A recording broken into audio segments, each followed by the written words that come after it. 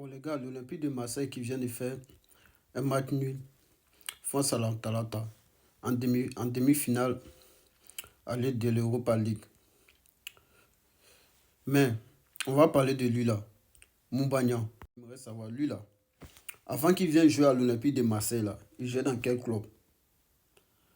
Parce que moi, depuis que je regarde le foot, après Brandao, c'est l'attaquant le plus nul que j'ai connu. Un attaquant qui ne peut même pas faire deux passes. C'est pas la peine. Un footballeur de haut niveau qui ne peut même pas arrêter un ballon pour faire deux passes. Il paraît, il s'est allé regarder la liste du Cameroun pendant la CAN. Donc il était avec le Cameroun à la CAN.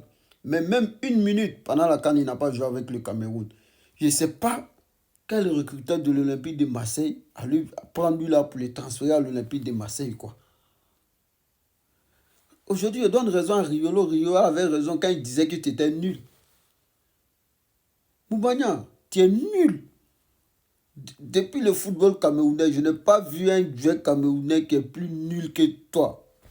Tu es le joueur le camerounais le plus nul que j'ai connu. Tu joues, mais tu sais même pas, tu joues, on te fait la passe, tu ne peux même pas arrêter le ballon pour un joueur de haut niveau qui ne peut même pas faire un seul contrôle, un joueur de haut niveau. Avant que toi-même tu viennes à l'Olympique de Marseille, tu jouais dans quel club? Ou tu jouais dans quel championnat au Cameroun? C'est pas vrai.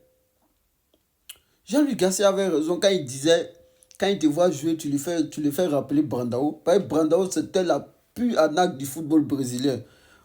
Brandao, c'était le Brésilien le plus nul. Ouais, tu es puissant, tu vas vite, mais ça ne suffit pas. Bas le pied, tu es nul. Un attaquant, t'es devant le but, on te fait un retrait, tu tombes seul. Tu tombes seul. Tu vas marquer comment? C'est pas la peine, quoi.